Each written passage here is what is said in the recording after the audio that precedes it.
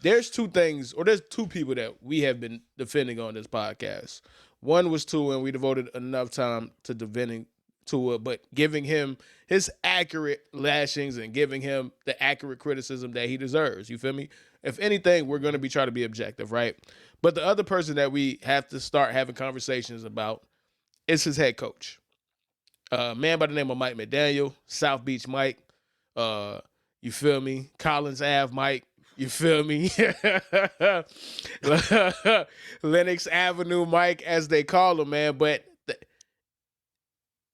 things happen fast in the NFL. Things change in the NFL very quickly.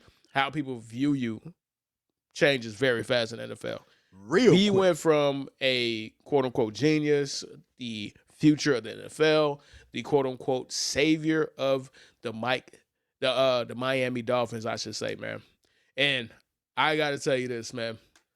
All that shit is not how Miami Dolphin fans feel about him right now. So I want to debut a segment, and I really want to get some sounds for it, dog. But we're gonna call it. I'm gonna, say it. And fans, people that's watching, give me some grace. You feel me? A lot of this shit's on the fly. But I debuted a new segment, Rod. What did social media say? Think of a game show. You feel me? Think of a game show. The reason why I said let's play this game, and I got a question, Rod. Mike McDaniel, the seat is scorching.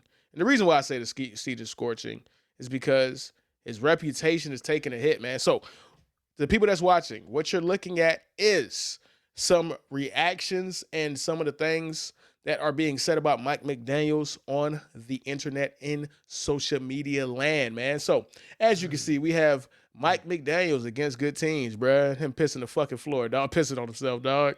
That's funny. That's pretty fucking funny. You can see it right or no? Oops, my bad. Gotcha. Sorry, guys. There we go. There we go. There we go. There it is. Oh, man. Betting on the Dolphins to lose a must-win game on the road in December is the easiest money you'll ever make, and I make it every year, bro. That's how they talking about your team online, dog. Oh, man. From bad clock management to poor fourth down decision making to being out schemed every big game, Mike McDaniel has proven he isn't a head coach, not yet at least. They need to completely clean house, but we know all they won't. It's infuriating to be a Dolphins fan. And then this right here is probably the most damning of all of them, Rod. Mike McDaniel now has a 3-15 record against teams above 500. Inexcusable. So, how do you feel about what the temperature, the conversation, and the rhetoric going around Mike McDaniel online? Do you agree, disagree, or do you see where people are coming from? The floor is yours. Well, Herbie, when it comes to Mike McDaniel and his tenure at the Dolphins, I try to look at things overall, right? I try to look at everything he's brought to the table that was good and everything that's been bad. And he's brought a lot of good things to the table, right? He's brought good offense. He brought what's been generally a good offensive scheme. He was a pioneer bringing Tyreek Hill here, yada yada yada. But there is something to be said, Herbie, that when it comes down to it, when the Dolphins are up against the upper echelon of the league, when the Dolphins have to play against top competition, I mean, his coaching leaves something to be desired, Herbie. Like people have mentioned, Herbie, there are times where the play calling is extremely frustrating. At times, Herbie, the clock management leaves you like, what the fuck? The amount of times that we have to call timeouts because the play clock's going down because they haven't finished getting a play call in, or just I don't even think Mike McDaniel's ever won a challenge, Herbie. I think almost every time he challenges, he makes it. I think he might have won one in like 4 years. Like he's just at the end of the day, there are things coaching wise, Herbie, that leave a lot to be desired. And maybe the most damning thing about Mike McDaniel, Herbie, is maybe the fact that maybe the culture that he brings is too lax of a culture. Like when people talk about the Dolphins being a soft football team, I mean, you're gonna look at the head coach for that, right? Like you look at a team such as the Detroit Lions. Their identity is the identity you want as a football fan and a football team. Despite how they look today, obviously, we'll talk a little bit about that game later. Despite how the Lions might have looked today up against a Super Bowl contender like themselves, the Lions in general have established a culture of physicality, a culture of being tough.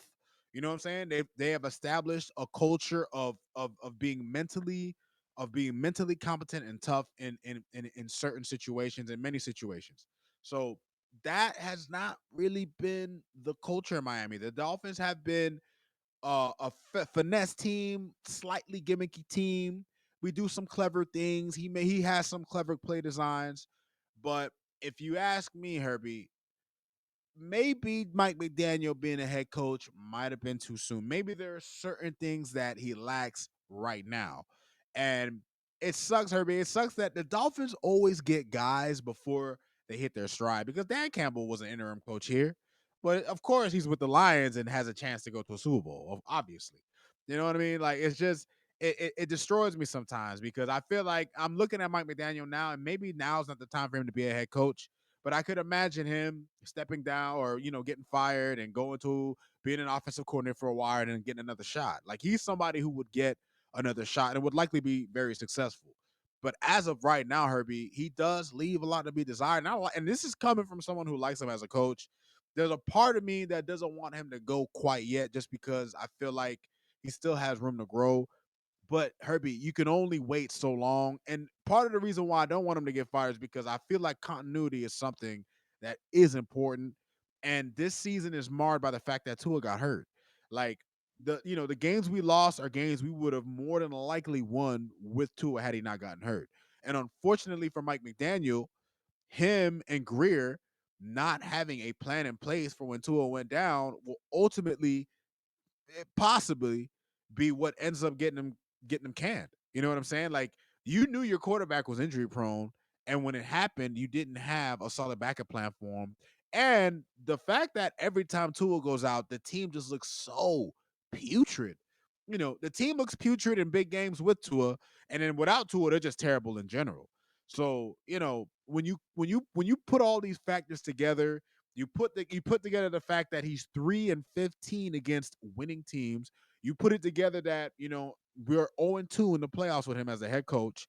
Um, Mike McDaniel has shown that he is at best a competent head coach, but is he the head coach that could truly get you over the top? That remains to be seen, Herbie. And as of right now, if that question is going to be answered, it won't be answered until next year. But as of right now, Herbie, I see that the seat is hot, and I can't be mad at the fan base because obviously at some point you want to see a guy grow, and Mike McDaniel still shows some tendencies he showed his first year as a head coach. He still gets too cute with the play calling at times. I understand that he probably feels like he can't rely on the running game because of how bad the offensive line can be and has been at times. But sometimes you just got to play football. Sometimes it's just not about trickery and doing clever screenplays, and like sometimes you just got to get your guys to just fucking get on the field, man up, and just go at teams. Like, that is effective. And the Dolphins were doing that earlier. Like when Tua first came back against the Bills, against the Cardinals, we saw glimpses of that. It felt like we were turning a corner. And then a couple injuries happen, and he goes right back to being cutesy, gimmicky. And you see what happens with that, Herbie. Against the better defenses in the NFL, against teams that could really give it to you, that match that offensive talent, it's going to take more than just being clever with your play designs and the players that you have. It's going to take more than that just to win. And it's unfortunate, Herbie, but listen, if Mike McDaniel gets fired, I'd just be sad just for the simple fact that I feel like he has potential to be better. But at the end of the day, it's a business, and people listen, Herbie. The clock is ticking. You give a guy 3 years. He did go to the playoffs his first 2 years. He's not making it this year because his quarterback gets hurt. You know, it's only going to get louder, Herbie. The banging, the noise, the chatter, it's only going to get louder, Herbie, because he's not getting it done as the head coach right now. It's just simple as that. All right. I'm gonna make one point before we transition over to our around the NFL segment, right? And the point that I want to make is this: I hear you about the quarterback stuff, but I seen Matt LaFleur win 2 games with Malik Willis, dog. No, but that was the point I'm making. It's the fact that the fact that he can't, he hasn't shown that without his starting quarterback, he can do anything. Like the team just completely falls flat, and that's an indictment on him as a coach. Absolutely, man. But before we get into our next segment, though, I just wanted to show you this, bro. This is so funny, bro. It says Jameis Winston brain 5 to 6 times a game, bro. This is fucking hilarious. Yo, they had to take Jameis out, man. They had to get Jameis out of there, man.